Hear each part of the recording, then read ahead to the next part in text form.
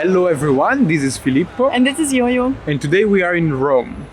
We are going to visit the Drink Kong bar, and it's actually on place 16 of the top 50 best bars in the world. We've heard quite a lot about them. They're pretty present on social media, and we were super curious to try it out. They're actually the number one best bar in Italy according to the same chart. So we are very interested to see how does it compare with the other Italian bars that we tried up until today.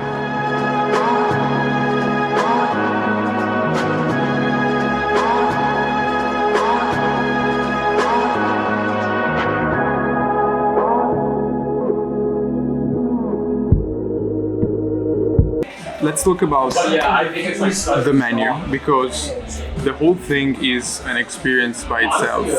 Basically, the idea behind it is that you should let your feeling, your emotion guide you.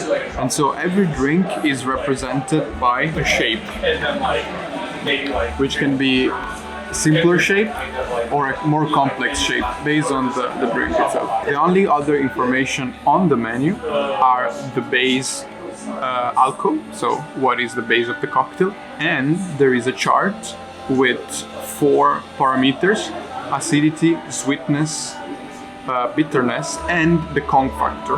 And you can more or less gauge how would you like your cocktail based on these 4 parameters. But you must really just look at the picture and let it inspire you. So about the ambiance of this place. It's very dark with all of these neon signs. It kind of reminds you of the movie Blade Runner. We also have a picture of that movie here in the background. And it really resembles all of that kind of dark, but at the same time, these high-class, elegant establishments. You see also Japanese characters all around the logo of the bar itself. There's Japanese words written. Some cocktails are translated into Japanese, also the first page. So you really have this kind of parallelism to Tokyo's cocktail bar scene. So since the menu is made that way, that they only tell you which alcohol is inside and they give you the forms and the shapes, we decided to only decide based on our feelings where we want the spikes, which form we like, and then we check later about the ingredients that are inside. So I took the Orion. It has a little spike on the sweetness and a big spike on the Kong factor inside this little graph that they show you, but it's also acid and a tiny little bit of bitter. It's described as complex, tropical, and shiny. It's super smooth on the tongue, and I especially feel the tropical side of it. It's interesting on the nose. I cannot catch what it is. Let me try it, let me taste it. There is something familiar, like plums maybe? I have no idea. Oh, okay, I'm gonna read you the ingredients of the Orion.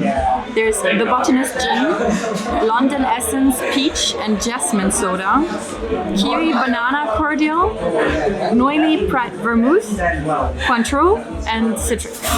Since there was not only the peach but also the kiwi and the banana, I would say that it's pretty difficult to tell the flavors apart. Well, the peach for sure is the one that, you know, that you can feel more, but it's a very well fruity mixture that it's not so easy to interpret. So I got an Isox, which has a very, very high Kong factor, sweetness, and a little bit of acidity. Is the base alcohol are 10 years Talisker whiskey and Di Saronno. So it reminded me of something, probably, you know, Di Saronno is a liquor that is infused with almonds, so definitely kind of reminds me a little bit of almonds, but let's see. I really like Talisker whiskey, it's one of my favorites, and I am used to the taste of Talisker whiskey. And in this case, the peatiness of the whiskey got contrasted by the sweetness of the Di Saronno. So yeah, the sweetness and acidity as described, which make it a very drinkable cocktail actually. This is so sippable, this is so refreshing, but at the same time, it's not bland. It gives you something, and at the same time, you can keep on drinking without fearing anything. I have to agree, it's super sippable. I don't, I'm not such a whiskey drinker, but in this cocktail it's super enjoyable. So let's check what is inside the Isox. Yeah, that was the name of cocktail. So, Talisker, 10-year single malt whiskey, plum, sage cordial, sweet vermouth, di Saronno, and citric. I have to taste. Seriously. I have to taste it again. Oh yes! Now that I read it, I definitely can feel the sage. And I think the whole bitter note comes from the sage cordial. So it's really hitting a precise spot in my tongue. Crazy.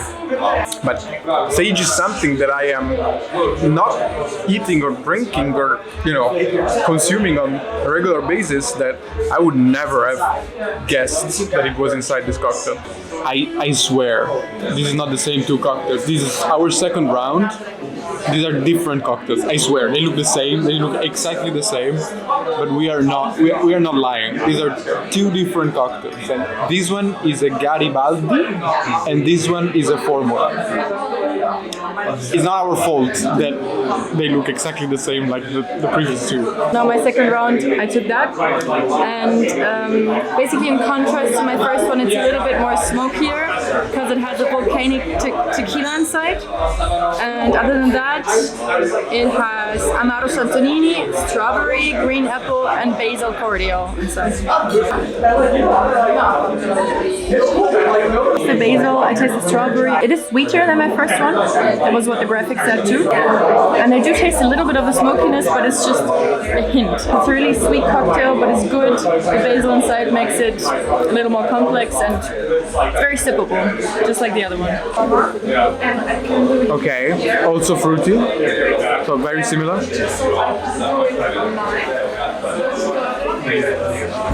Now, maybe I'm paranoid, but I think that this one also has sage inside. It's basil.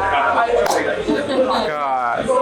Definitely I can feel these herbal notes, but I have to say that the cocktail is very sippable, but somehow I feel like they've been playing safe, at least with the cocktail that we tried.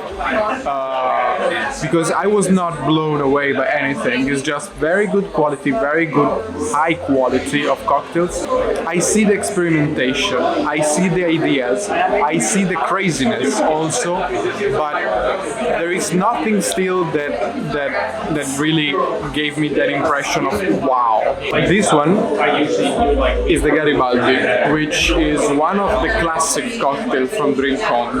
It's from 2 years ago menu, and then it became a classic. And they kept it also for 2023. What is special about this cocktail is that basically they had the idea of taking Campari, distilling it, and then adding it with other different bitters, orange bitters and so on, and then on top adding the leftover of the distilled Campari. So basically they broke Campari apart, they put stuff in the middle, and then they put it back together. And for this, they got this award-winning cocktail.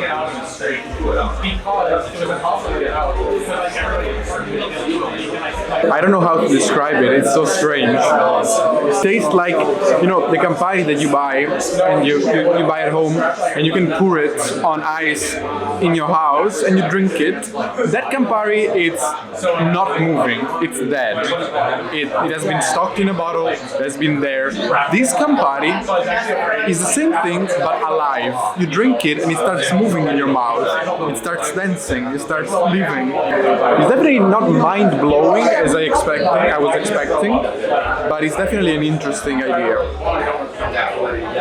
Thank you. As you saw, the drink is layered.